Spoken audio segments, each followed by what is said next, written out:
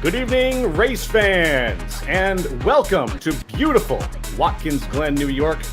My name is Joe Locastro, and you are here to pay attention and focus on the Aquatic, on the High Slide Truck Racing Series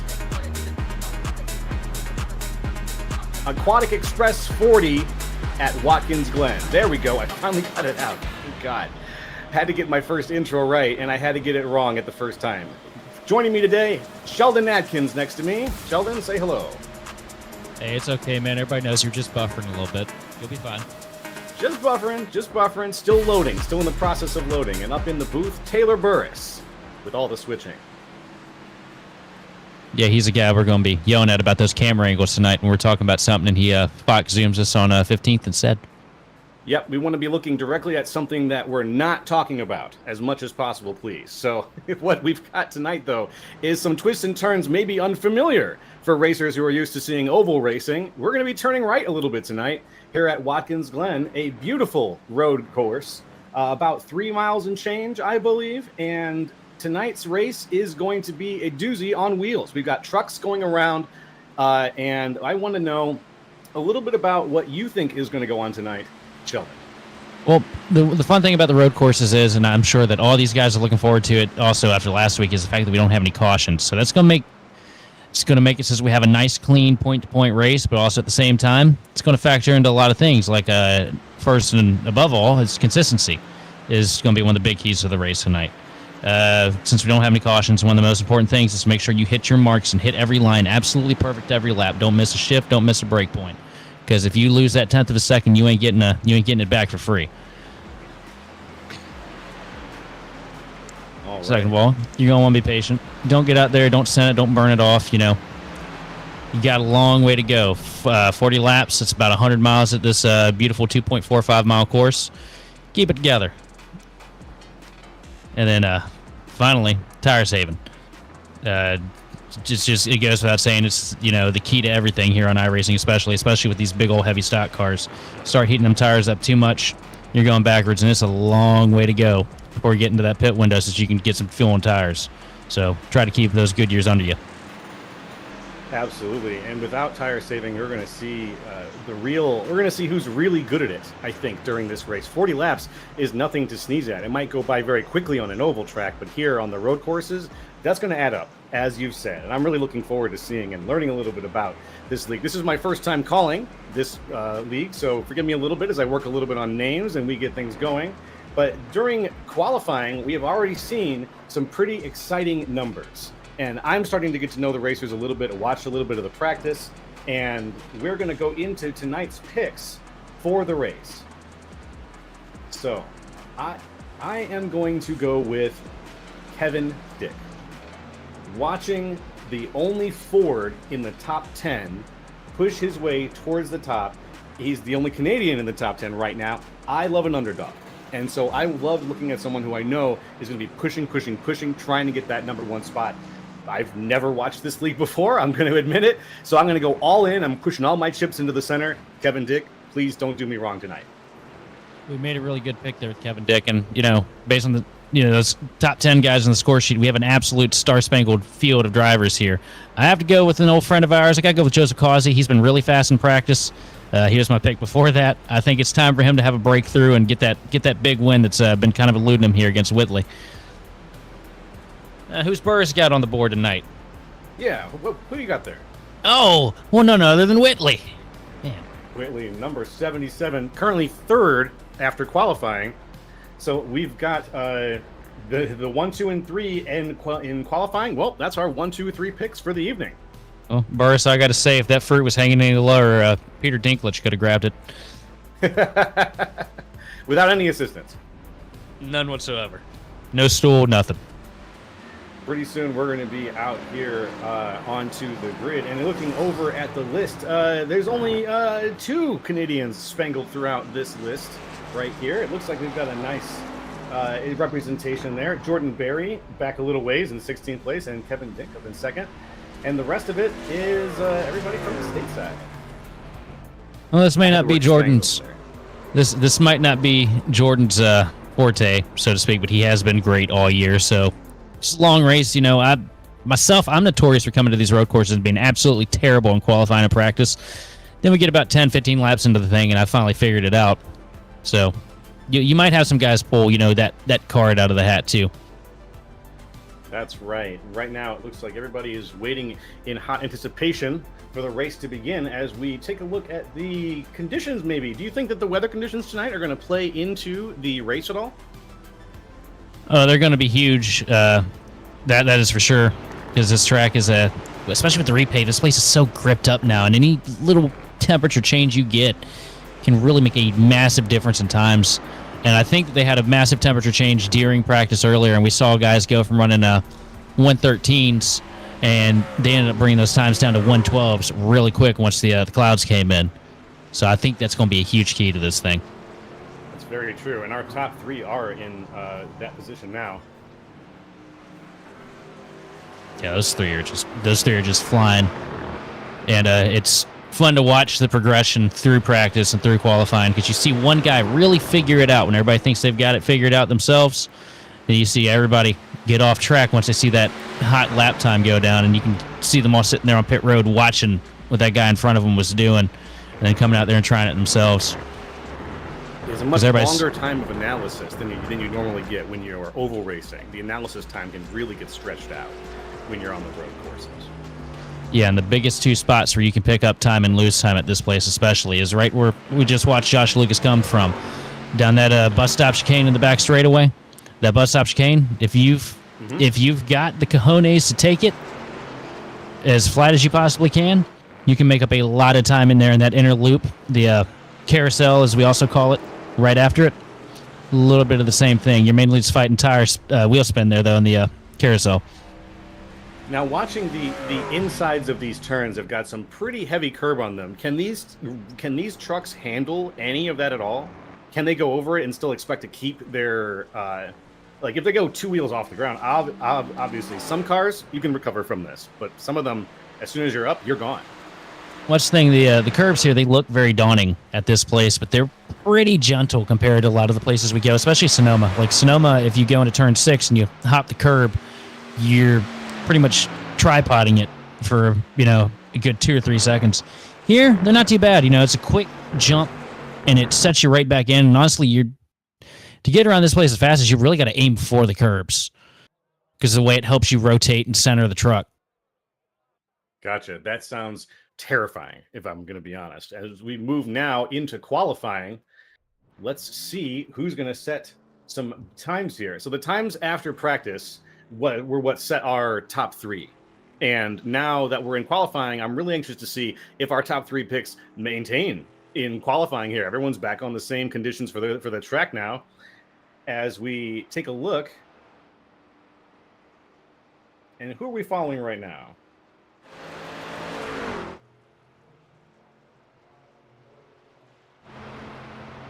Looks like we're riding with old buddy Kazi here. Kazi, excellent. I'm just trying to do a little bit adjustment of my volumes on my side. Pardon me for 1 second. A bit of a technical difficulty. You're all right. You see, kind of creeping right now. Trying to keep those tires cold. You don't want to get out here and just stand in it before you get to the flag to actually take the time. You're trying to save a little bit of tire here. Very, very common practice here on these road courses. You'll see guys go out here and take about 2.5-minute laps just to get around.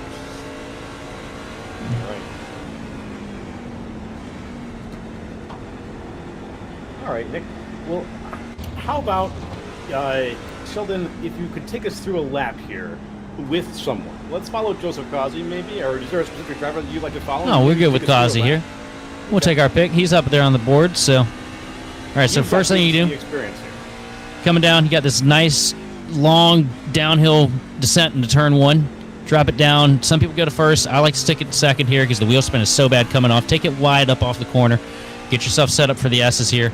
I typically shift into third a little early to keep the wheel spin to a minimal. Ride up the hill. Get yourself planted on the throttle right about here. Then just let her eat down this straightaway. Now, coming up on the bus stop, a lot of people lose a lot of time here. Drop her down to third gear. Let it get a good brake point there. Let it rotate. Bounce off the curbs. The curbs will hold you in if you hit it right. Get yourself set up for the carousel here. Take it down to the bottom. Hold it nice and tidy. Try to save the tire as much as you can. Get a good run up off the corner here.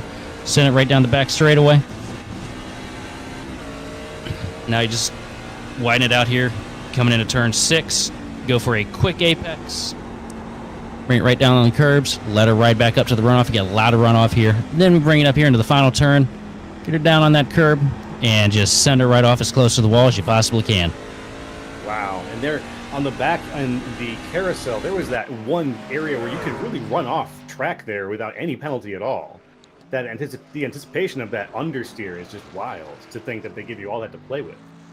Yeah, they give you a lot here, and there was a long time frame where this place was completely packed down with sand and grass all the way up to the wall, and they did away with that because they had a couple really nasty wrecks for people coming to turn 1. Jimmy Johnson was the most notable of that, where he'd come into turn 1, the throttle hung or the brakes failed, and he went straight up, ramped over turn 1, and went head on into the tires out there at full speed.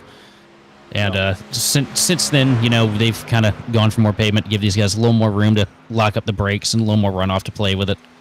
I can see that. Yeah, a little bit of history for folks who might be interested. Watkins Glen opened up, I believe, in 1948 or 1943, and it was originally used as big slide out of Martin there. Oh, look at that. Oh, Alan Martin. Number 15, he's going to have to pick that back up. I'm not sure where that's going to put him. Right now, Mark Whitley has the current fastest time. Joseph Causey, second fastest time on the end of his second lap here. We'll see what Causey's time, maybe it pushes him ahead a little bit. Yeah, it's still Mark Whitley hasn't finished his second lap yet, though, so let's see how that goes. But Causey has not yet moved up to eclipse Mark Whitley's fastest time. Yeah, that's the thing. These two are the best that are in this series. Unfortunately, Edward Scherer Jr. isn't in here tonight, but he's up there in that same caliber as these two. And Kevin Dick's pretty solid too. My pick. Yeah, Scherer was going to be my pick based purely on looking at the current standings and looking at where people had finished and how many finishes they had in the top 5. Scherer, great numbers, and I was looking forward to watching him race. So hopefully we'll get him back in here and I can call a race with him, and I'll be able to pick him next week, maybe next time around. Yeah, I'm sure he'll be back. You've always got the objective protesters when it comes to the road courses. Yeah, folks who just flat out just say, nope, not this week. This is my bye week. I'm out of here. And they don't even want to try it out. I've met quite a few. I've almost been there myself. But you know what? You got to fight to win. And that's why I think that the guys out here, their courage is on the line. And they're maybe a skill they don't normally get to stretch is being stretched tonight. Guys who don't normally shine could shine.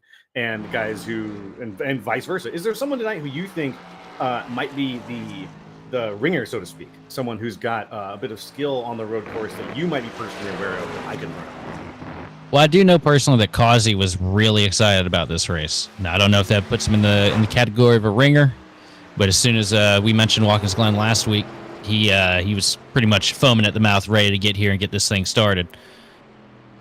We watched him put together a beautiful example lap, actually, as everything you described in the lap is what it seems like he did instinctively. And he's currently sitting second in qualifying with a 112.61, just shy of the 112.52 of Mark Whitley. And in third place, my pick, Kevin Dick, with a 112.98. Still, all three of them in the 112 range. Big slide for Lemke. Oh, big slide. Oh, there we go. And I do have to personally say, any one of those top 3, Mark Whitley, Causey, Kevin Dick, it's any one of those 3 races at this point, personally. Those guys have been the cream of the crop with this field all year, with Scherer thrown in there, and a couple other hands that have been, floating around the top 5 every week. But those 3 right there especially, they're in a different realm all their own. That's beautiful. What an interesting race this is going to end up being. Then this is given that we're not expecting to see more common yellows that we might see. This race is going to have moments where individual battles are going to be fought, potentially on the complete other side of the world. And these drivers who are more skilled with road races or more excited to be here, like Joseph Causey, are going to be able to really show their skill and take advantage of the spots where they know they can make a pass and where they know that they can use their car in a certain way. Saving slides also seems to be something that's going to need to come up, as we saw a couple of times during qualifying. Just now, slides were happening already. So even on qualifying tires and early on, we're seeing a little bit of what Watkins Glen can do to your car as we get ready to go to the grid here. It looks like. I'll tell you what, I'm excited. I love this facility. This is one of the best tracks on the NASCAR circuit. And I'm so excited with the fact that they added it into the playoffs this year, if I remember correctly. Yeah, I believe so. Very good. The 6 hours of the Watkins Glen was just a few days ago, actually, I believe, right? That was in the prototype cars. Yeah. Well, you over here teaching me something now. Oh well, when the YouTube algorithm hits, it hits. What can I say? The YouTube algorithm is pretty great, but we will not talk about the Instagram Reels algorithm. No, that one is full of my secrets, and I will never discuss it. Exactly. So that one stays close to Joe LaCastro's chest. As I love the Go Bowling banner. Just going to point that out. Everyone should go bowling, by the way. After you stay and watch all of this race here on GridVision, you should go bowling and consider going bowling often. It's a pretty solid sponsorship. They've had that partnership for, God, feels like over a decade now. Over a decade. Well, they have also got a sponsorship from Aquatic Xpress, who are the sponsors of tonight's 40 laps at Watkins Glen. Can you imagine how wild it would be if iRacing would just let us change the textures on the signs for hosted races? Oh, wow. That's just dream features. But if you can dream it and they can find a way to charge for it, you never know what's possible in the world of video games. There'd be so many memes. So many memes every week. Yeah, it would be beautiful, beautifully out of hand. That's exactly what it would be. I can't wait.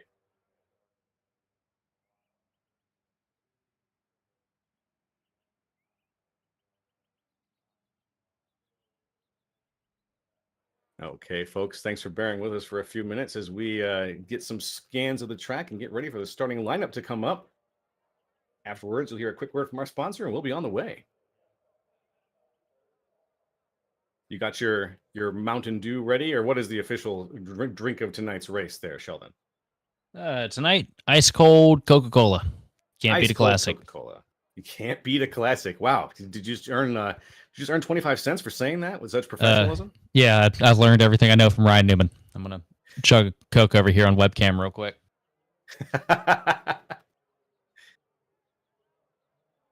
Precisely. The official beverage of the NASCAR Coca-Cola Pro iRacing Series. And so it is. And delicious and refreshing, too. Here we go. Sounds like the cars are getting ready to warm up, and the starting grid is live. First, on the inside, Mark Whitley in the 77. On the outside, Joseph Causey in the 88.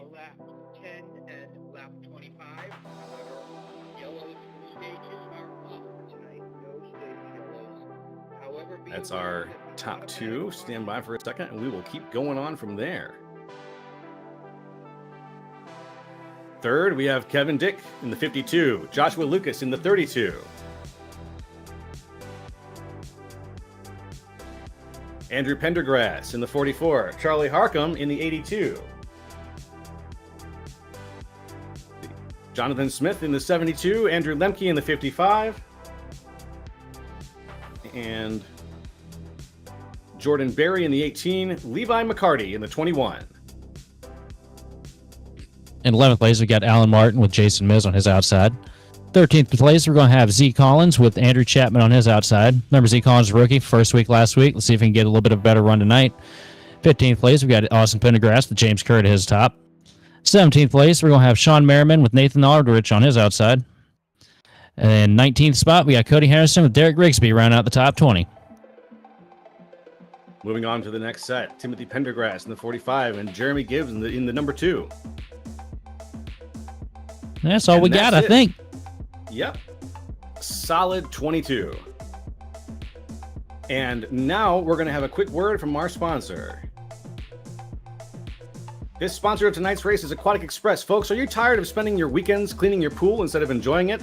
Well, then look no further than Aquatic Express Pool Services. Our expert team will provide top-notch pool maintenance and cleaning services, ensuring your pool is always crystal clear and ready for a swim. At Aquatic Express, we offer a range of services, including regular pool cleaning and maintenance, chemical balancing and treatment, equipment inspection and repair, and pool opening and closing services. So make a splash with Aquatic Express Pool Services. Sponsoring all 40 laps here at the Glen tonight. Do you have a pool, Sheldon? I have a kiddie pool for me and the kiddo. I think Aquatic Express can take care of that for you. I think Aquatic Express definitely good.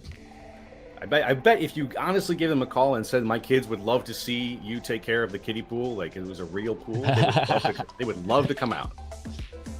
She'd probably start swinging on the guy. She's pretty violent. Oh no! Look, 2-year-old girls, man. I tell you what, they're a species all their own. And honestly, I'm terrified of her. Yeah, I have a 12-year-old. I used to have a pool. It was destroyed in a storm that blew it away and folded it in half in my backyard. So Aquatic Express, their pool services might not extend as far as folded in half pools, but I bet that if they saw it, they might take a crack at it. Potentially. Yeah. We got Joseph Causey coming out here on track for warm-up laps. Love it. God, good look at that. Look at that beautiful paint scheme. Oh, it's just gorgeous. You beat me to it.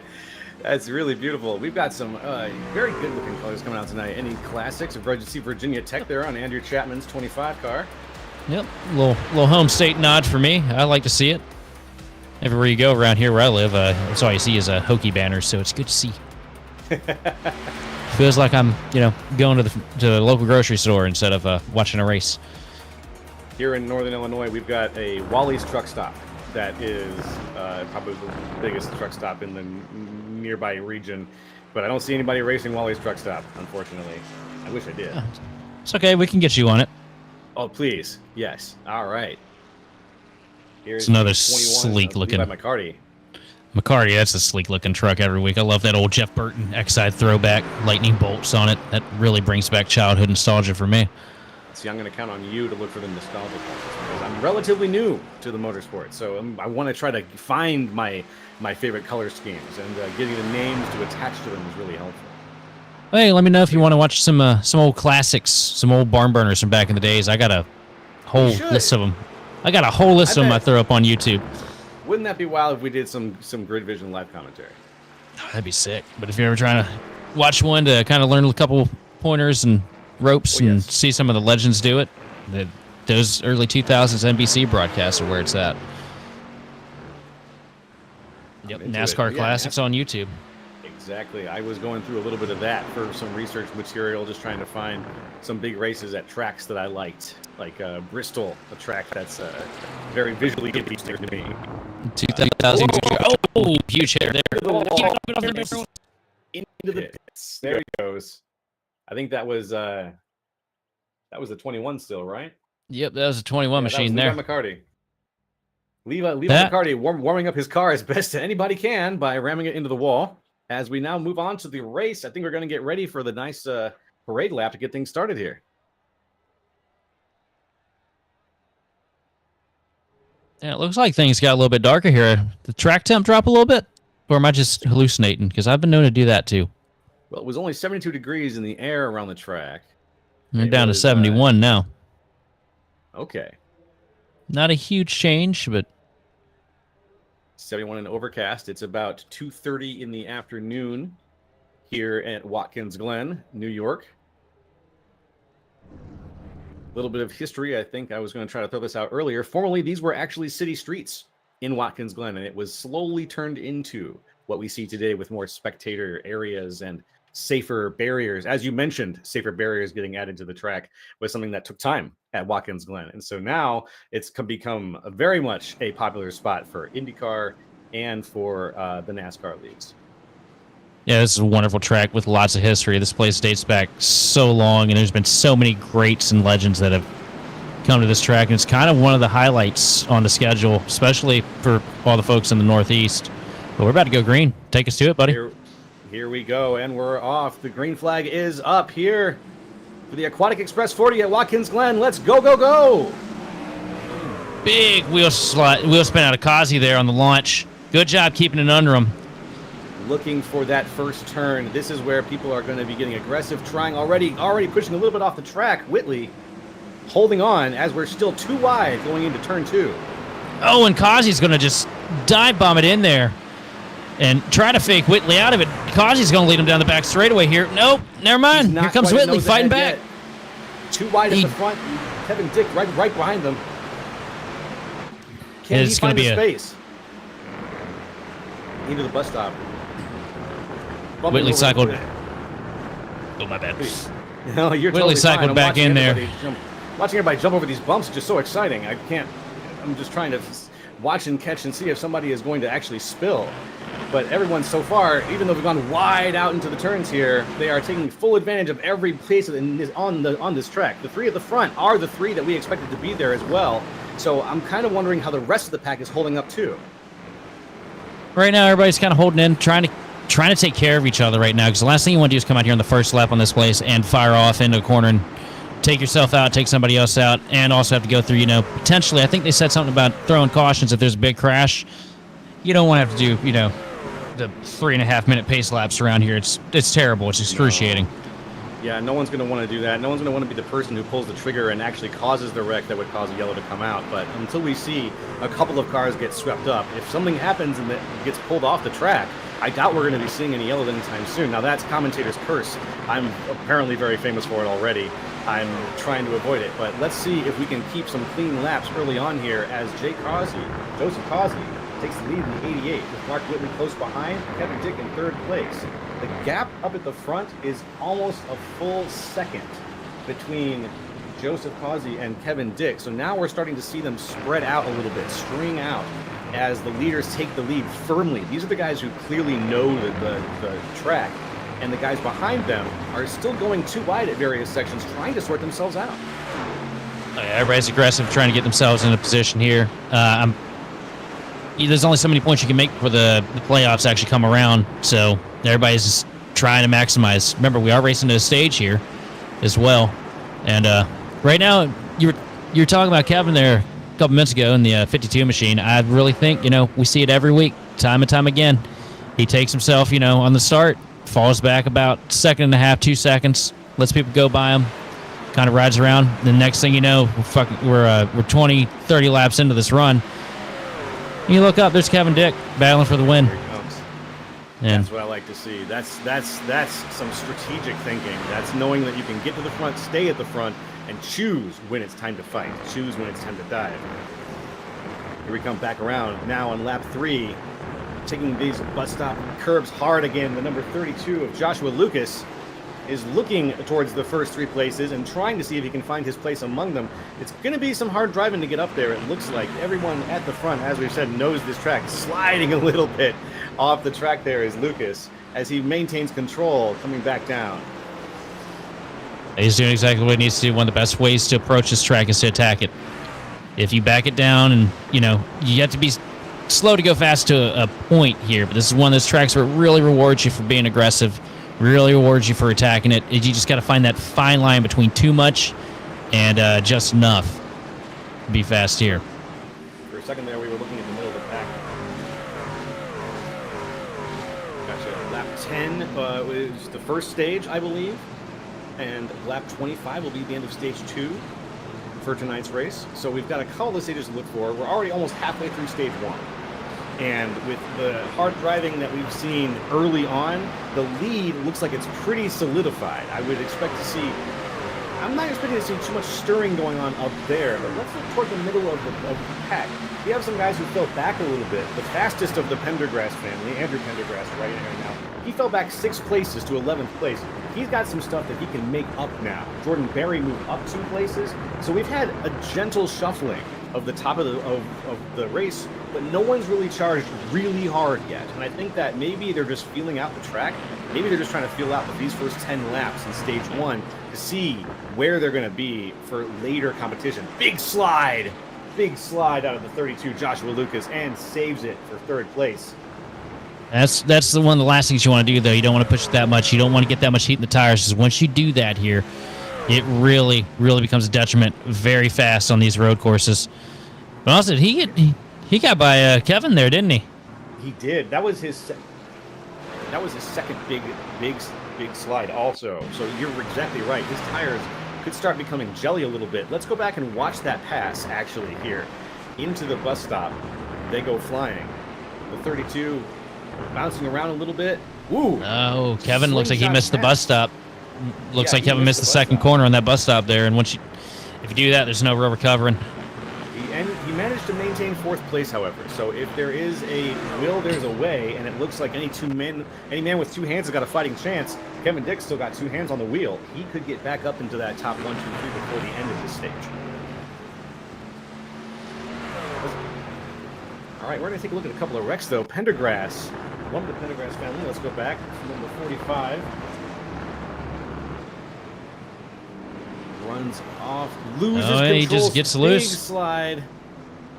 Gets tapped hard by the number 2, Jeremy Gibbs. That would be Pendergrass with the slide. You can wind that one back for me. I got a good idea what happened. I'm pretty sure he got down there into the carousel and got down a gear a little too quick. Next thing you know, those back tires start chattering, and you're along for the ride at that point. All right, let's break that down. Let's see if we can see the moment that it happens. Here comes the turn. It's all right. We're coming back with the replay. It's so easy to do. Got a handful of curb there. You offset it just a little bit, and yeah, just going into the carousel. He looks like he brake locked and wheel hopped. It's brake lock when it's on the front. It's wheel hop when it's on the back, but it's pretty much the same exact thing. Well, either way, he was able to get back on with only a little tap. So hopefully the damage to both of those cars isn't enough to take them out of the race in any meaningful way. We're going to take things back to live. Kevin Dick now 7 seconds behind the leader. You're 1, 2, 3, first, second, and third place for this stage right now. 6 laps into 10 laps of stage 1 is Joseph Causey, Mark Whitley, and Joshua Lucas. It looks like the cars are finally seeing what spots they can really use up that track. As you said, they're going all the way to the outside here on the stretch down to the start-finish, and then as they cross down into turn 1, this is where we can expect to see potentially some passing, but I'm not sure if anybody but Mark Whitley is going to be trying. Now, Mark Whitley is only a half a second behind Joseph Causey. He's got eyes on first place, and he wants a slice of it here as he charges hard for the end of stage 1 into the S's. That elevation change is nasty looking. It is absolutely nasty looking. You got to be really careful. You got to be really concise with your throttle inputs there, because it is real easy to get the back end light on the truck and flip yourself around. So you got a dive bomb down here into the carousel, and you got another one. A lot of racing going on right now. So much racing going on. I think that was Mark Whitley taking first place from Causey. No, it was who was that? Oh, thank you. Yeah, that was Cardi. 55 and 21. Eyes on. Causey's opening it up right there for the lead. He is. I see. He's pulled 3/10 on he's pulled 3/10 on Whitley this last lap. Yeah, I could have sworn that gap was tightening up a little bit further, but I was wrong. Still at the front, though, Causey, Whitley, and Lucas for you folks. In fourth place, Kevin Dick, and in fifth place, Jonathan Smith in the 72. These guys up front are playing pretty nice, even though I do have to say Whitley is keeping the heat on Causey, and I'm just expecting him to make his play before the end of stage 1. I think that Whitley wants that first place finish for stage 1. What do you think? Oh, absolutely. I mean, here's the thing about Whitley. He'll keep everybody in this series honest. Dude has been a rocket since they started this thing up this year, and I don't expect that to change just because we're at a road course. Like a rocket. Here, the 77 coming around. That's Mark Whitley. He's got eyes on. Can he do it? Where is he going to make up this speed at, though? Is it going to be in the 7 and 8? Or in the 7 turn down there, leading back into the start-finish line? How is he going to find it with 2 laps to go in stage 1? Can Mark Whitley push for the lead from Joseph Causey? I mean, the only way that I think he's going to find it is if Causey makes a pretty sizable mistake. These two are so equal in pace, and they have been since we showed up here for practice today. It's the only thing that I can see happen is, maybe Causey gets in there a little too hot, like we saw a little bit ago with Pendergrass, locks up them back tires and goes for a ride. But even that's debatable too. Yeah, it looks like Whitley might be letting up a little bit now as the gap widens ever so slightly. Causey currently has set the best time at 1:12.11, which is his fastest time of the evening so far, actually. So the motivation was definitely there out of the gate to set some impressive numbers. And I think it's going to be hard for somebody to get sub 1:12 unless they're really flying tonight. Yeah, look at. I don't think it's going to happen. Yeah, look at Causey opening up now to just about a second. And behind him, it's a 7-second gap after that, and then another 3 seconds all the way back to Kevin Dick. So the leaders of the race have found the course. They know where it's at. The close fighting appears to be somewhere around the 6, 7, 8 range, where we've got cars less than a second apart, still trying to push to figure out how to get these positions from each other and to push their way up to the front. Where unfortunately, for stage 1, that's a little bit too little too late, but you never know how things are going to turn out when everybody gets bundled back up again and we start stage 2.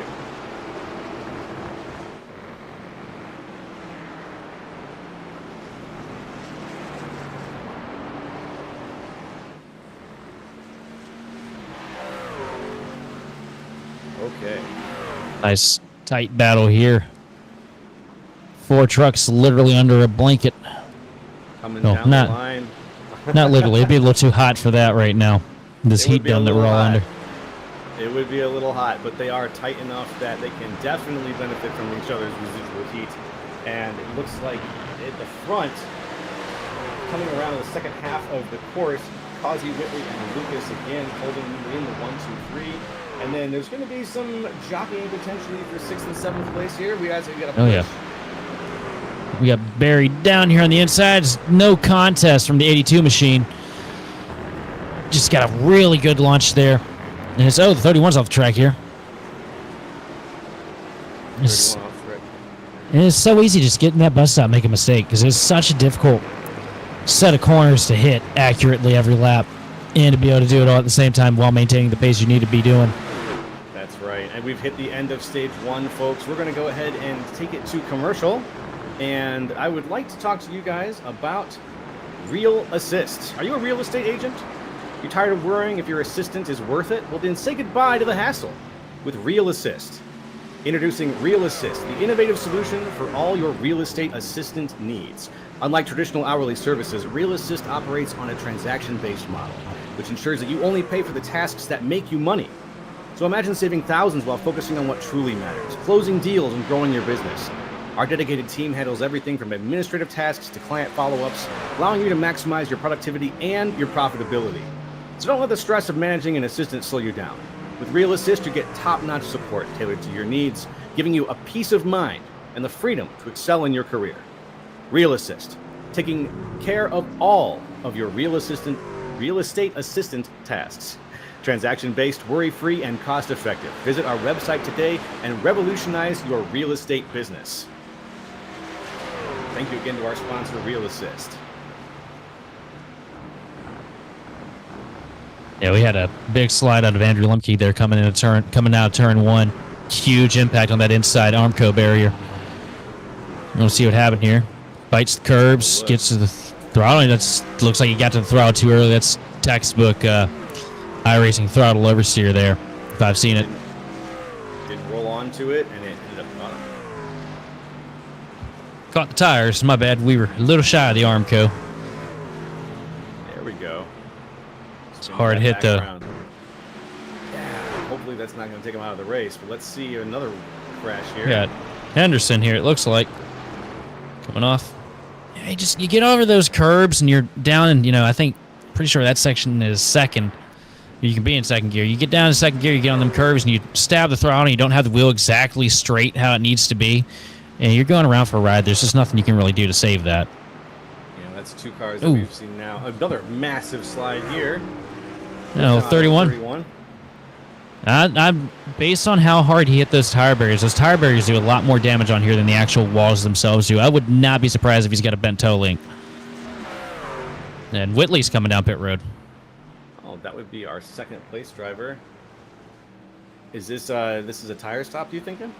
4 tires and fuel right here. They run I forgot to mention, I think it's a 60% fuel load here in this series. That's right. They don't do 100% fuel load off the jump. So this is a strategic stop for him. Do you think anybody else is going to take advantage of this here? Any of their lead drivers? Oh, everybody's going to come in here, I'm pretty sure. Because with Kazi coming in, right? I mean, sorry about that. With Whitley coming in there, he's trying to get the undercut so he can get a little more clear off that gap between him and Kazi a little bit because tire wear is pretty decent here. And, Kazi caught behind the 2 machine there. And the bus stop, that's the worst place to be. Stuck behind a lapper. Not pretty, excuse me. That's a bottle of water. Not a pretty place to be, for sure. Or a ice cold delicious. Ice cold delicious classic Coca-Cola. Now you got to crack that Coca-Cola directly into the microphone. No, it's already been cracked. It's already been cracked, brother. That's right. Because every good Coca-Cola. Yep, here comes Kazi. Zooming into pit lane. Feel like what I saw right now. 2 very aggressive pin entries out of him and Whitley. Yep, Kevin Dick also in the pits now. So that would be most of our leaders. Let's see if Joshua Lucas follows suit with a burning meteor of a pit entry. Looks like the answer is no. I think Joshua Lucas just stayed out. Yeah. Could have an opportunity later, but I don't think so. I think this is going to be one of those strategic moments where the leaders are going to get their tires early, and they're going to save them. And we're going to see exactly how people who know how to race this track. They know when to take the tires. And so far, we've had a spangling of drivers decide to stop for fresh rides.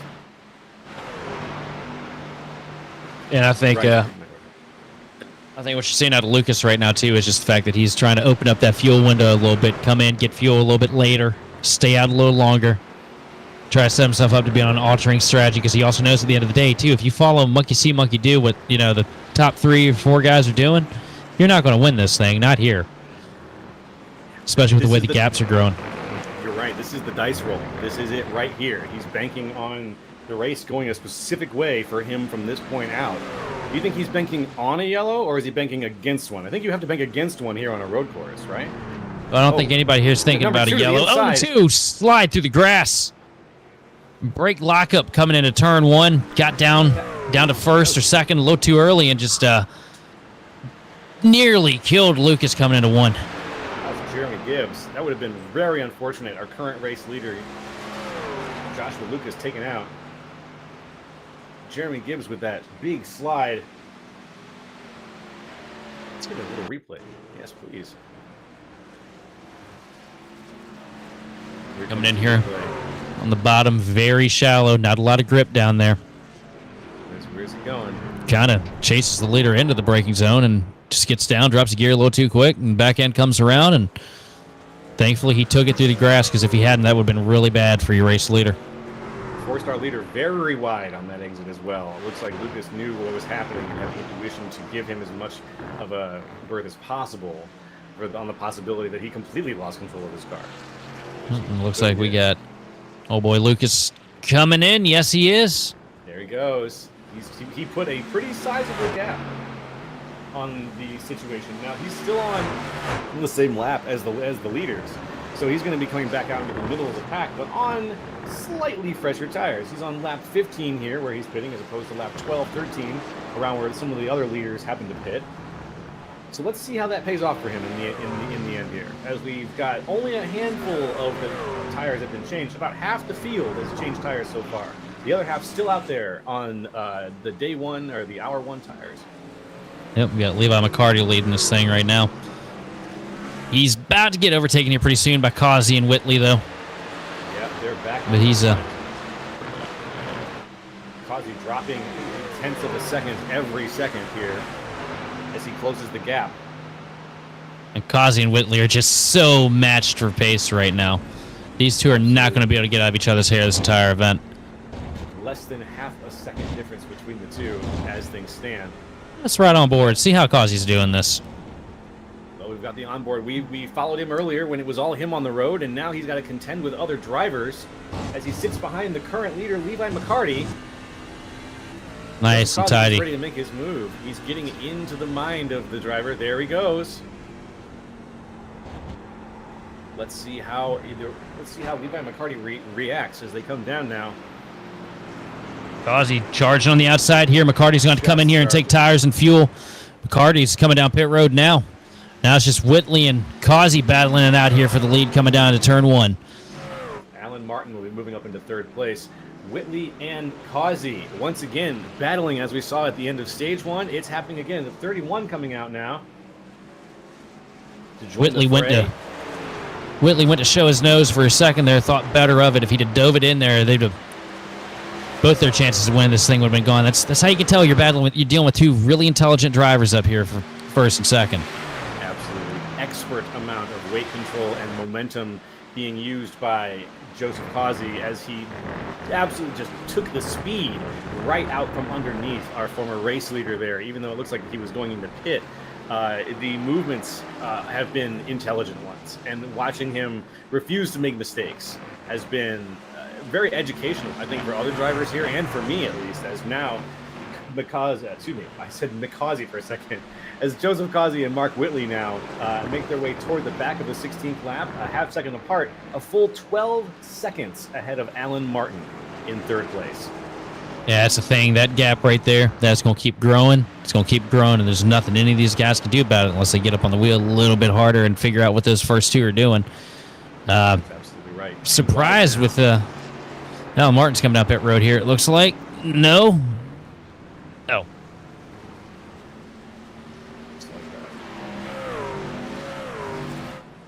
Yeah, we've got 2 drivers in the top 5 who haven't pit. Alan Martin and Andrew Chapman are both still out on their first set of tires.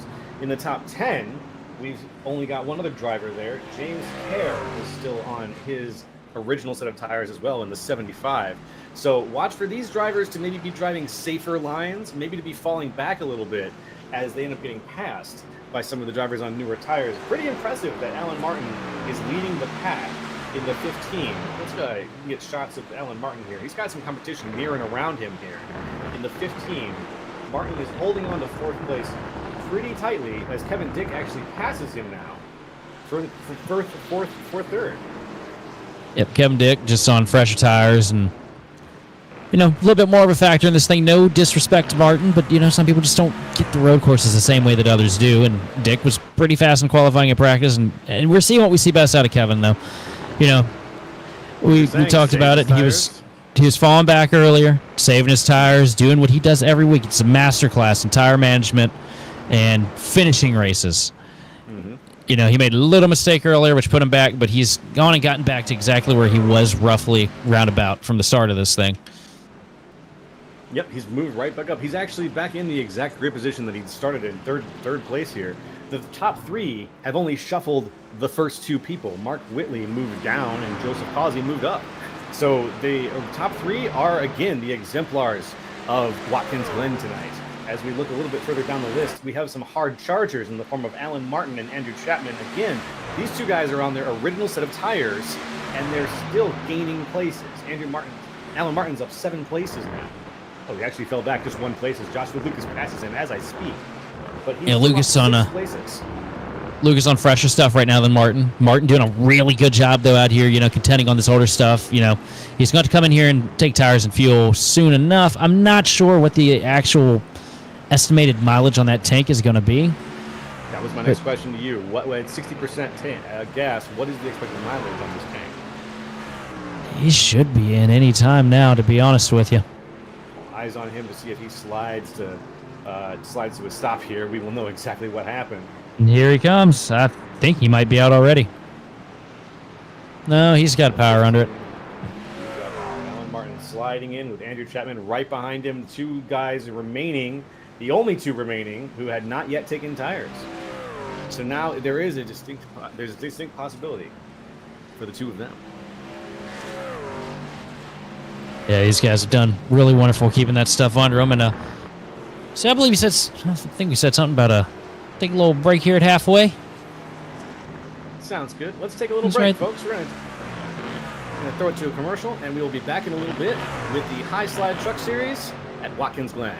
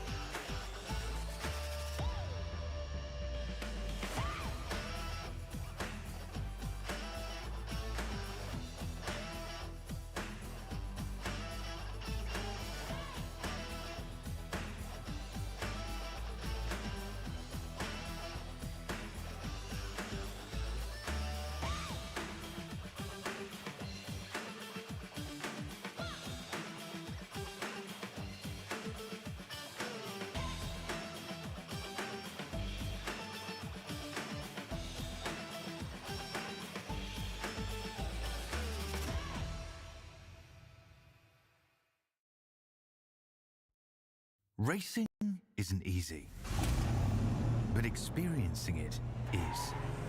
iRacing puts you in the driver's seat with the industry's leading sim racing game.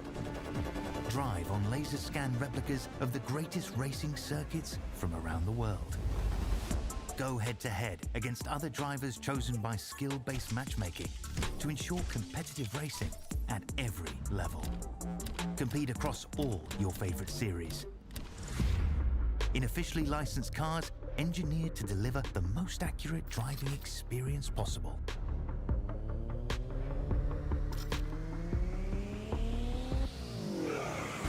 Join a race or host your own with players from across the globe. Race against the computer or in a league with friends. Feel the thrill behind the wheel. Visit iRacing.com.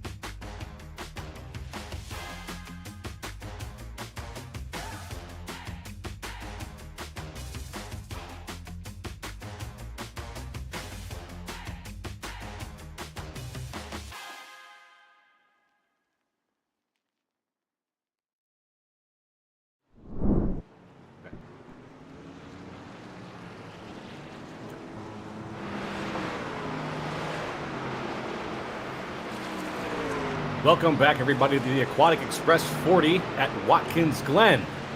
Brought to you by High Slide Truck Racing Series. Excuse me. I'm Joe Locastro, and I'm joined by Sheldon Atkins, and in the booth, Taylor Burris, as we bring you GridVision's coverage of tonight's race.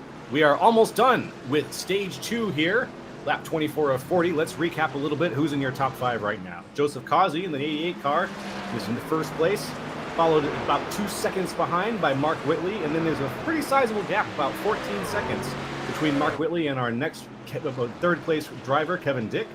Fourth place, we've got Joshua Lucas, and fifth place, Jonathan Smith, to round out the top 5. So we'll do a recap of your top 10 at the end of the stage.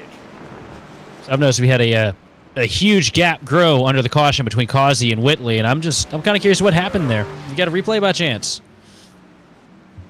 Yeah, let's see. We can definitely take a look. Apparently we got guys wrecking. Let's see it. I would like that. Yes, please. I would like to see the wrecking. Here we go. We got Jason Miz coming into the inner loop. A little wide, and it just does not handle that weight. One hell of a drift there if that would have stuck. Yeah. Keep it off the wall. Oh, he did everything I told him not to do. Yep, everything you said. That big tail whip. Monday morning quarterback over here. This coming into turn 1, Andrew Chapman. And Chapman in the Virginia Tech car. Let's see what happens. And similar situation. Too much mustard. Yeah. Saves the slide, though. His tires are red hot. Let's see how that might affect him later on. It looks like he is down in 10th place now in our live timing. And we got Alan Martin here. Wow, that's, you don't normally see them make mistakes up off of this corner, but it is possible. It's basically an invert of turn 1, and just got to the throttle too quick, got up on the curbs. You can't put but so many different types of input into these things at a time before they decide they want to bite the hand that feeds. Now, do you think that was Martin getting there on colder tires? Was he not, maybe because he had just changed tires? It must have been his second lap after changing tires, if that. So my theory is that maybe his tires weren't awake enough for the time of turn he was trying to make. Well, I don't necessarily want to be argumentative, but I might have to argue that one. It's just trying to get a little too much, there's only but so much of when we can work with how you can get to your throttle and get out of the corners at the same time without putting yourself off to, dreamland. And how dare you argue with my ineffable wisdom?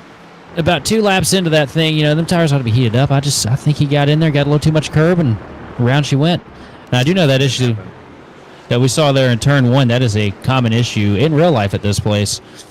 the wheel hop going in there. Chase Elliott almost lost his first win here because of that. He had the happened here a couple of times tonight so far. and at the line we have good old Joseph Causey bringing it home for stage 2. And let's recap the top 10 for you at the end of stage 2. Joseph Causey, as you've heard, your winner of stage 2. After that, Mark Whitley, Kevin Dick in 3rd place, 4th place, Joshua Lucas, 5th place, Jonathan Smith, 6th place, Jordan Berry, 7th place, Levi McCarty, 8th place, Charlie Harcum, 9th place, Andrew Pendergrass, and 10th place, Andrew Chapman, rounding out the top 10 at the end of stage 2.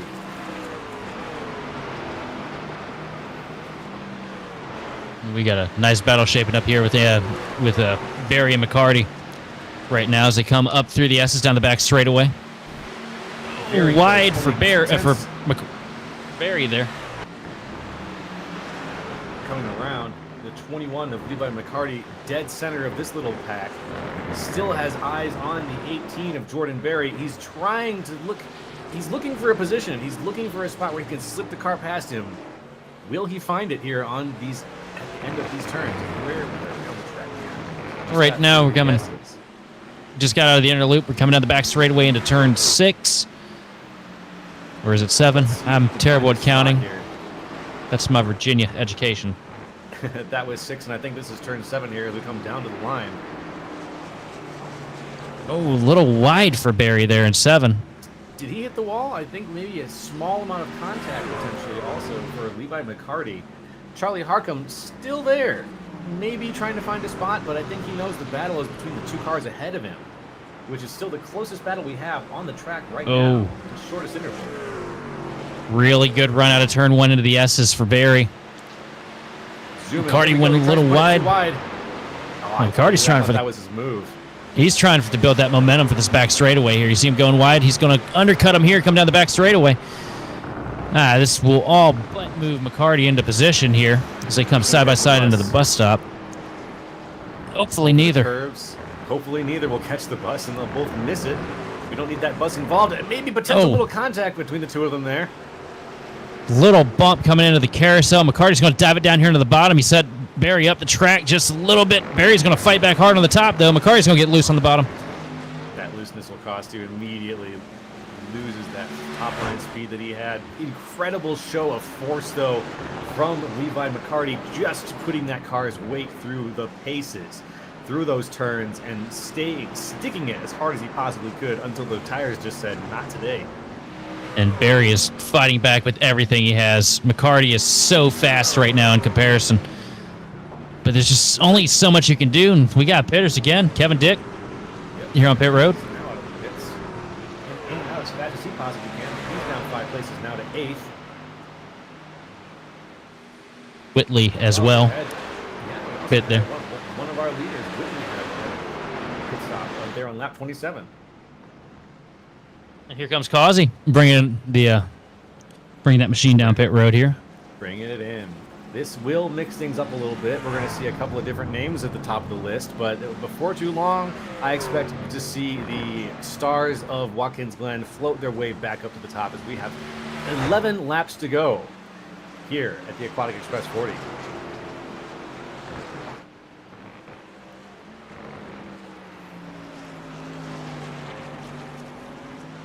And while we are down to the last 10 laps here, I'm going to do another word from our sponsors, folks. This time from Autism Speaks. Every voice matters. Every story is unique. And at Autism Speaks, we believe that every person with autism has the right to live a fulfilling and meaningful life. Autism Speaks is dedicated to promoting solutions across the spectrum and throughout the lifespan for the needs of individuals with autism and their families. We do this through advocacy and support, increasing and understanding acceptance, and advancing research into causes and better interventions for autism spectrum disorder. Join us in creating a world where all people with autism can reach their full potential. Whether through donations, volunteering, or simply spreading awareness, you can make a difference. Visit autismspeaks.org today and see how you can be part of the change. Together, we can enhance lives today and accelerate a spectrum of solutions for tomorrow. Autism Speaks. It's time to listen. Yep, thank Thank you for our sponsors as we get back into the battle for the lead. Joseph Causey and Mark Whitley still up there at the front, about a second and about 1.2 seconds between them. Whitley driving hard down onto the inside, trying his best to catch up to the lead and put a dent in the really solid domination that Joseph Causey has had for most of tonight's race. With the two of them out so far ahead, this battle is an exclusive one. No one else is invited right now. There's 17 seconds between Mark Whitley and Joshua Lucas. So until Causey or Whitley get into each other or their tires finally give up the ghost, we are going to be seeing this battle for the lead be a duet. Yeah, I don't think anybody's got anything for them. They're on the freshest stuff out here right now. They have a huge gap to the guys behind them. The closest competitive truck to them all night, really in pace, has been Kevin Dick, and Kevin Dick is back there in 4th place behind Josh Lucas, which he's about to be in a heck of a battle here. Yep, I have a feeling Kevin Dick is going to be driving hard enough to put, he's within shooting range of Joshua Lucas for that 3rd place position, and we're still, with 10 laps to go, in a position for anybody to be able to pick up those places. As you can see, the 52 now driving super hard through those S's. Through the stop. Look at how much he's going to gain him in the back straight here in 6. Those Huge, incredible chicanes. Huge run. He's going to try and take the outside line so he can build that momentum and get himself set up for turn 7. Going to run wide over the curbs here. Sees the inside line now. Doesn't quite have the nose. 32, Joshua Lucas still with a little bit of enough speed and closes the door on Kevin Dick. Kevin Dick still looking for a position, trying to get inside the head of Joshua Lucas. Yeah, right now, just run that thing as close to him as you possibly can. Force him into making a mistake. It'll make your drive so much easier here. So he's going to dive down to the bottom here into the S's. No contest from Lucas right now. Close, but Dick's going to get the position up here at the top of the hill. Beautiful. Coming down to the back straightaway. That is textbook hard driving. That's the way we love. That's what we love to see. That is some of the most skillful work we've seen out of Kevin Dick so far. Just a hard guy to pass, Joshua Lucas, and it was a slow, patient battle that won him the day. That classic Kevin Dick tire saving that I am so well aware of now must definitely be paying off. Let's take a look at the battle for 6th and 7th really quick, because it's getting really intense back here. Oh, McCarty with a huge dive down to the bottom here in the S is going to set himself off center just a little bit. He's doing the same thing we saw him do a couple of laps ago. Get himself off center, try and build a nice run down through the S's down to the straightaway. Not trying to get choked up behind the guy in front of him. These cars are tight enough packed that we can still see them all affect each other in terms of drafting, in terms of reading each other's lines, blocking. This is a tight pack of 4, and I'm expecting to see the race between them stay pretty consistent throughout the rest of tonight's race. This is what's going to do it. You saw he was off center there in the carousel to the back of Chapman. It's going to get him a huge run down the back straightaway here. Chapman throws a block going into the turn 6. I would not be doing that against him. He didn't take the bait. You saw he did not take the bait one bit. Held his line nice and straight. The Virginia Tech car refusing to bend, refusing to throw a reactive block. He's driving his own line. Here he comes. That's going to cost him. Here he comes down to the bottom, coming through the front straightaway into turn 1. McCarty, huge run. There's not much you can do to fight that back on the outside, but he's going to send it back in. Unbelievable. And McCarty is not the guy you want to row like this. We've seen how he can be aggressive. We've seen him make, some wild moves here in the past. Place where he gets somebody's bumper, I would not be blocking McCarty, but Chapman, doing what Chapman does, he don't budge. He's really not. It's been impressive to see when you've got that guy chomping at the bit in your mirror, throwing blocks left and right, throwing jukes, left and right, trying to get around you. Did he just blow a motor? I think someone may Chapman just blew a motor. He's out of the race. He misshifted the shift that cost him everything. Wow.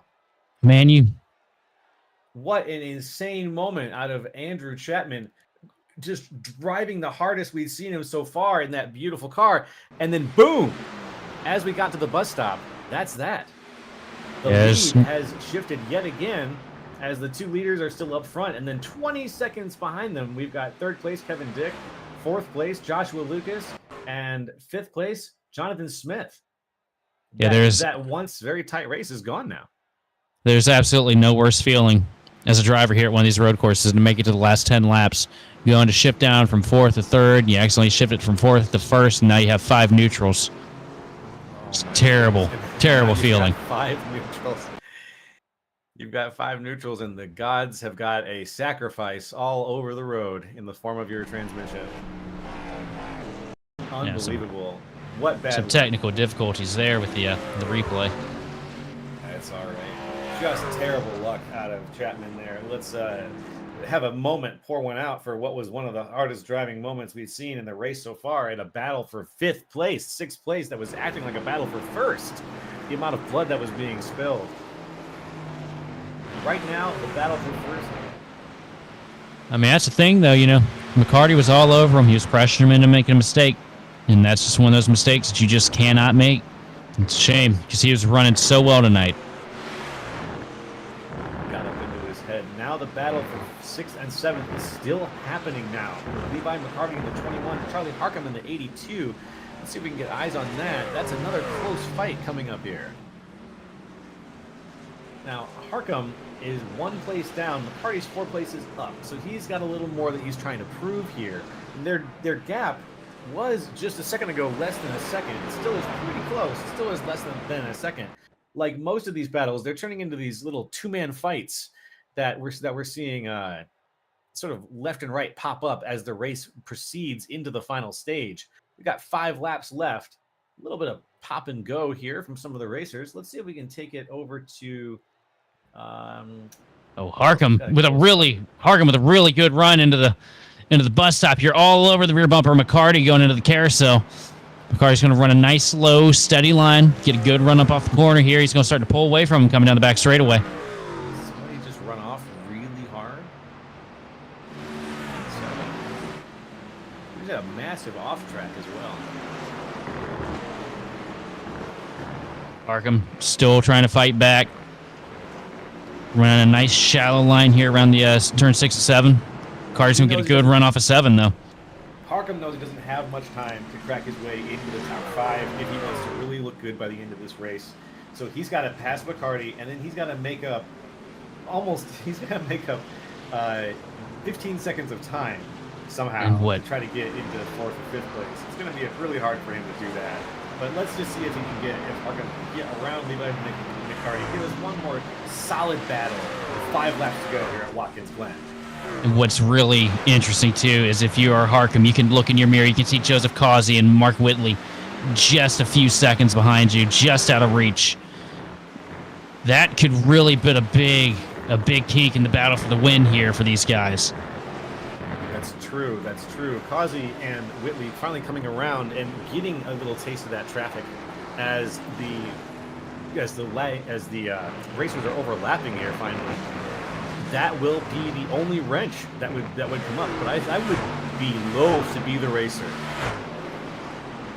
I would hate to be the racer who gets in between here in this battle with the 88 of Joseph Causey, the 77 of Mark Whitley, now battling in the middle of all the other cars. You've also got to look at how impressive a drive this has been for Joseph Causey as well as Mark Whitley to have lapped this deep into the field. And this is a competitive field. This is a really good series with a lot of talent. To be able to get up to 6th place, throwing 1 lap down, it's pretty crazy. You don't see that very often. Really don't. This is, driving at its highest level. Most of the drivers that he's passing here could take great lessons from his line, lessons from the way that he is putting that car through its paces. Joseph Causey has been very dominant during the course of this race. And if there was anybody in first place, he took it from them as soon as he could. And he's kept it the entire way. With 4 laps to go. He's got cars he's got to get his way around now. The 82 of Charlie Harcum being the next one on the inside. Let's see if he manages to make that pass. I mean, it's no surprise, too, though. Causey and Whitley are showing us why they're positions 1 and 2 on the leaderboard. And Kevin Dick is putting on a great fight in 3rd place. It's a very familiar feeling to see this top 5 play out the way it is right now. Absolutely. And I think that top 3 is our top 3 picks, isn't it? Yes, it is. Looks like we all managed to look at the qualifying and make some pretty good calls. Unless things drastically change, this looks like it might be how things block go. from McCarty. Big Coming block. into turn 1. Causey all over his rear bumper. McCarty needs to consider giving a little bit of leeway here, or there could be a massive upset. Now, we know that's not his style, though. McCarty is a hard driver. He's willing to find ways around people. Oh! No, he's giving him a little bit of room here. He does not want to be up here. He does not want to sneak up the show with Causey. There's a lot of respect between these guys because they run up near the front a lot together in this series. And that's going to hurt Whitley more than it hurt Causey because Whitley caught him in the middle of the bus stop. Yeah, much slower of a transition there, although Whitley did make his way around McCarty, giving him the way, the right of way as the leader of the race. 3 laps to go. Now coming down towards turn 6 here. Yep. McCarty showing a lot of class there as Causey brings it out of the turn 7 down to the front straightaway to take 2 laps to go here. 2 more laps. 14 corners. Each one of them has to be perfect because Whitley will be the first person to pounce upon any mistake. Let's see if we can get maybe an in-car with Mark Whitley and see what he's seeing in terms of how he's going to try driving a little more aggressively as he can maybe try to make up some distance on these last 2 laps. I would just love to see how his brain is planning some of these lines out and think, how am I going to catch Causey? How am I going to catch Causey? How am I going to drive this car hard enough in 2 laps at Watkins Glen where I only got about 2 or 3 spots on this track where I can legitimately pass him? When's he going to get that opportunity? Is he going to be able to take it? I just don't think Causey's going to give him that opportunity unless something drastic happens where, they catch Lapper at a really bad time, which I don't even think that's possible right now looking out the window. I think all things considered, Causey's got this thing just about in the bag. Just don't fumble it. You just don't want to say it too soon, even when we're so close to the white flag, you don't want to be the one who says he's got it. And then we see what upsets can really occur here because the gap is still tightening ever so slightly between the 2 of them. So Causey is doing something or giving up something, and Whitley is doing something or taking something that is going to potentially make him competitive. As I say that, of course, the gap widens. So it's been accordioning between about 1.3 and about 1.1 seconds in terms of gap between the 2 of them for the last 2 laps. I've just been hoping it to get underneath the 1 second mark. So I think if it did, it would really get inside Joseph Causey's head. But at this point, here's the most crucial corner. Caught all race long into the carousel now, nice and tidy on the bottom. Holding a really steady wheel. Yep. Being real gentle with his throttle. It's going to bring it down the back straightaway here, and I just don't think there's anything that can happen. Knock on wood. Yeah, I'm really testing the jinx. I picked him, and now I'm sitting here saying he's going to win this thing. Gain for Whitley here coming into 6, but it's not going to be enough. Causey going to dive it down here into turn 7. Looking for win number 2 on the season. Can he get it done? Nice and easy on the throttle. Coming down the front straightaway here. Joseph Causey is going to be your winner here at Watkins Glen. Beautiful. Cross the line. Joseph Causey crosses the line and takes it. With 2nd place going to Mark Whitley. 3rd place, Kevin Dick. 4th place, Joshua Lucas. 5th place, Jonathan Smith. Win number 2 on the season. Great battle between him and Whitley. Gonna wait for a few other guys to cross the line before I call it, but they are spaced out far enough apart that I think I can safely say it. Let's just wait here. We've got Joshua Lucas, our 4th place. He's going to be crossing the line here any second now. And alongside him, after that, will be Jonathan Smith about 30 seconds later. So we do have a little bit of space between our drivers here as we wait for all of them to cycle through Watkins Glen and take their turn crossing the line at the end of the Aquatic Express 40.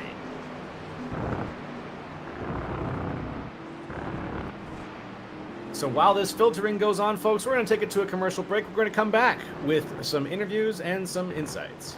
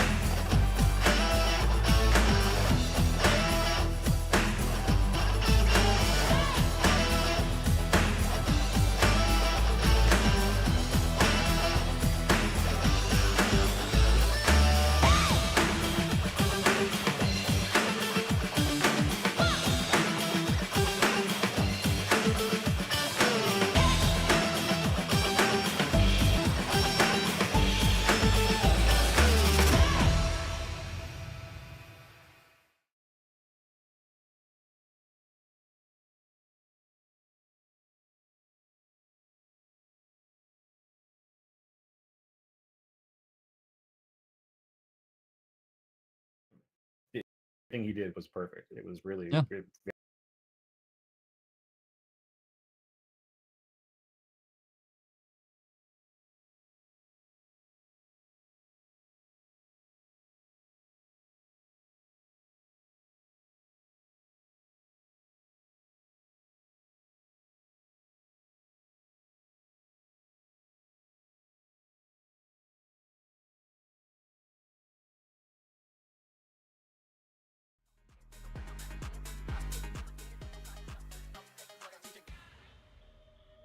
We're back with the results of the Aquatic Express 40 at Watkins Glen. What a race we had tonight for you folks who were here watching. I hope you really enjoyed it. We're going to cover who won and run down the top 10 again for you here now that all the drivers have crossed the line. Our first place winner was Joseph Causey. Second place, Mark Whitley. Third, Kevin Dick. Fourth, Joshua Lucas. Fifth, Jonathan Smith. Sixth, Levi McCarty. Seventh place, Andrew Pendergrass. Eighth, Jordan Berry. 9, James Kerr. And in 10th place, Z Collins rounds it out. 11th place, we're going to have Austin Pendergrass. Wait, hang on. Let me get my eyes right here. Yep, Austin Pendergrass in 11th place, followed by Sean Merriman in 12th. 13th is going to be Derek Grigsby with Charlie Harcum behind him. Huge upset for Harcum because he ran so good and I guess, had an incident there at the end. We didn't really catch that. But 15th is going to be Andrew Chapman, followed by Jeremy Gibbs with Nathan Aldrich in 17th. 18th is going to be Alan Martin with Jason Miz behind him in 19th. And 20th place, rounding out your top 20, is going to be Andrew Lemke. 21st, we're going to have Cody Henderson and Timothy Pendergrass in 22nd.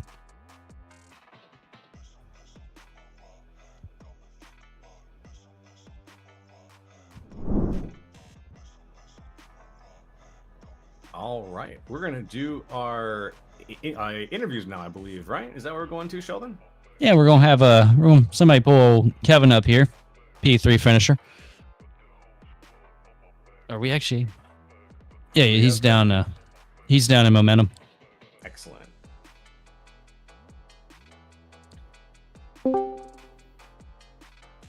Kevin, P3.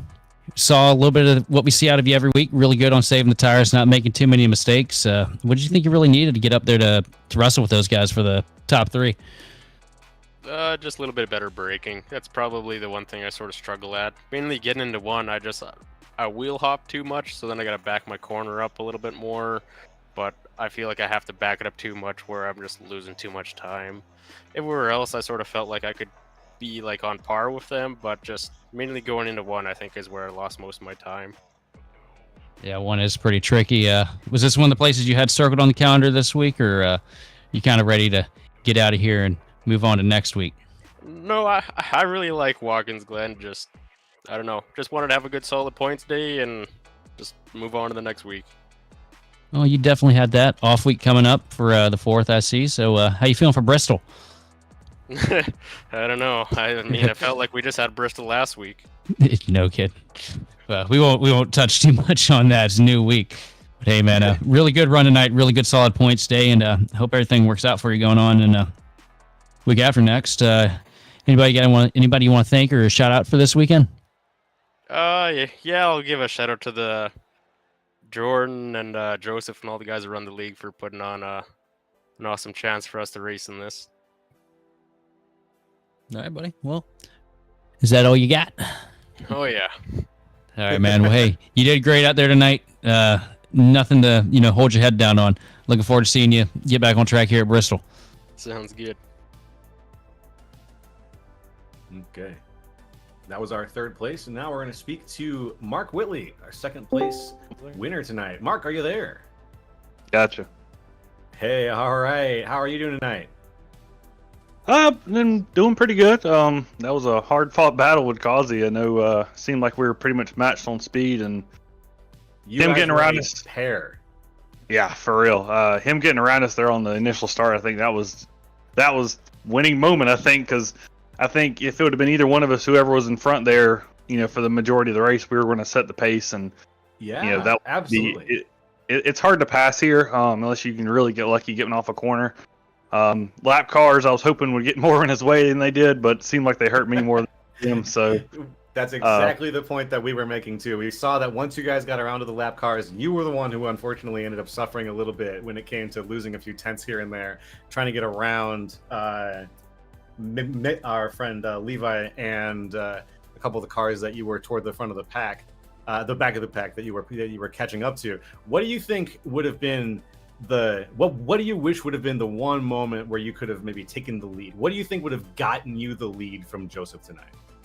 There was one moment, I think, on the first run before he pitted. I got away from me a little bit, and I got right up on his back bumper, and I lifted a little bit, so I didn't want to like get into him or whatever. And if I could have took better advantage of that, I think I could have maybe got around him, and maybe it would have turned out differently. And then there was a couple other points, after we did the first pit stop, we were nose to tail, and it's just going for it really hard there on fresh tires, and I think that was another situation where a lap car just kind of got in both our ways, and he was able to sneak by. And it's just one of those things. I mean, you're going to have it on road course racing. It's just Absolutely. I told Kazi, I'm like, that last run there, I decided just to throw caution to the wind and said, screw it, and just started trying different stuff. And I started going in the bus stop about almost 200 feet deeper, and I had the whole race, and it was starting to work. And I was like, holy crap! I wish I'd known this sooner. Well, I was driving it the first time I did it. I'm like, oh god, is it going to stop? I'm like, oh wow, that got through there really good. Let's try it again. And beautiful. like I said, I was licking the stamp and sending it like express mail, through there, toward the end of the race, and it was starting to work. I was starting to catch back up to him, and then we got more lap traffic, and he was just better at getting through it. So and that was that. Well, I think that the gap that you two set spoke for itself. At the end of the race, you were 23 seconds ahead of third place Kevin Dick. So congratulations to your second place win. Is there anybody that you'd like to thank or a shout out you'd like to send out tonight? Yeah, big shout out Brantley, Harpoon Design. He's spotting for us tonight. A lot of times road courses isn't the most busy night for him, but sticking around, helping me, give me information. Let me know what Kazi was doing, especially after we tried to undercut. He was letting me know he came in the next lap. So really appreciate all the work he does for us, all the paint schemes for all the team members. So check him out at harpoondesign.com. He's got a nice little form you can fill out and get a custom-made paint scheme. And another shout out to my teammate John. He's kind of part-time running here whenever he gets a chance. He works on a real NASCAR team, so when he finds the time, on these Thursday nights, he's able to come out here and hopefully he can make some more races, because it's always fun racing with a teammate. Oh, that sounds wonderful. Thank you very much, Mark, for your race tonight, and we hope to see you back out there soon. All right, thank you. I'll pass it back to you, Sheldon. Well, we're going to bring our winner in here, old Joseph Kazi. Yes, sir. Yeah, how's it doing, buddy? Man, you were my pick, and for the first time in history, I picked somebody. Well, aside from SVG the other night, but the first time in history, really, I picked somebody intentionally, and they didn't get killed. A little bit of an old school tail whooping out there. Man, what is it that clicks with you with this place? Because you were on fire from the moment you showed up in practice all the way to the last lap of this thing.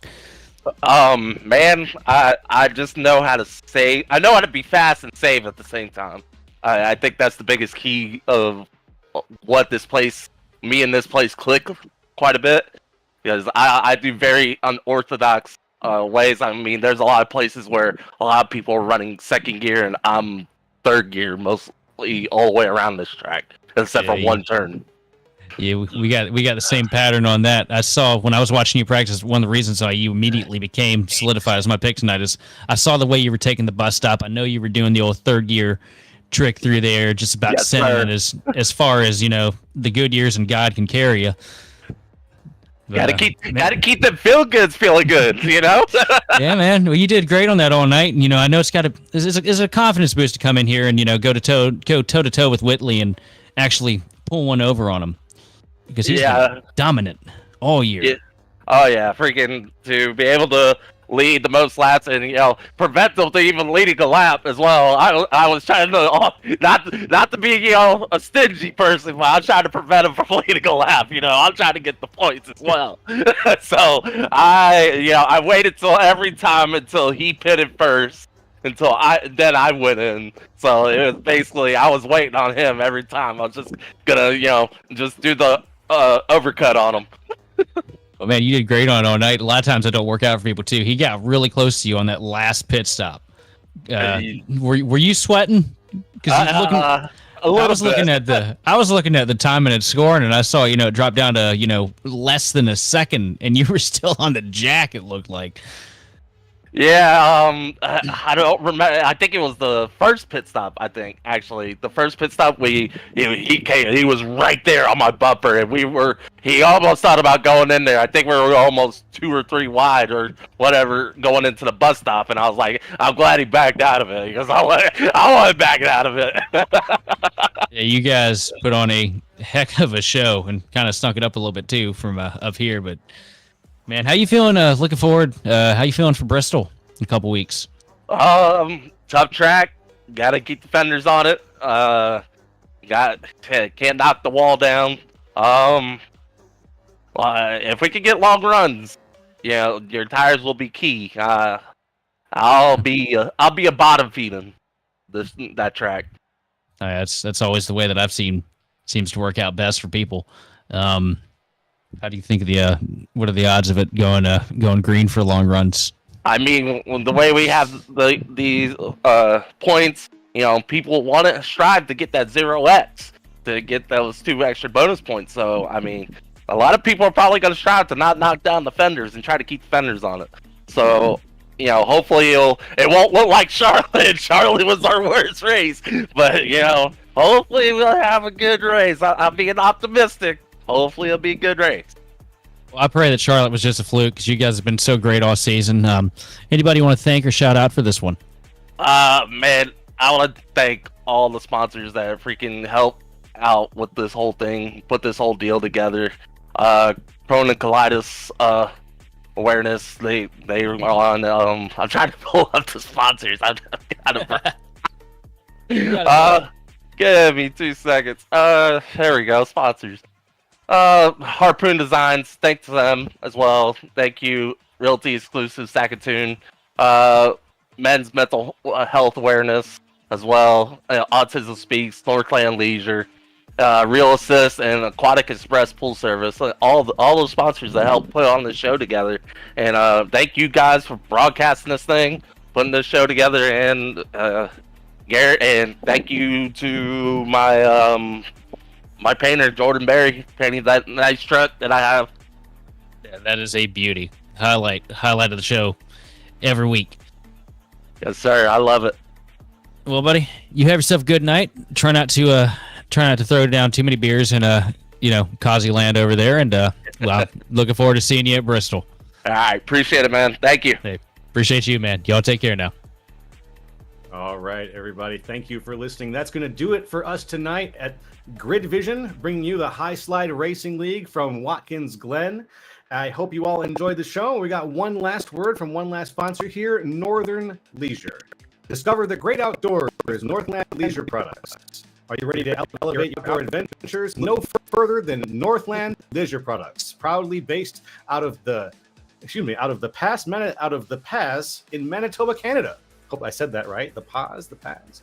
Well, anyways, if you're an avid camper, a weekend warrior, or if you're just looking to unwind in the great outdoors, Northern Leisure Products has everything you need to make sure your next trip is unforgettable. ATVs, boats, canoes, apparel, service, much, much more. They have it all when it comes to outdoor activities.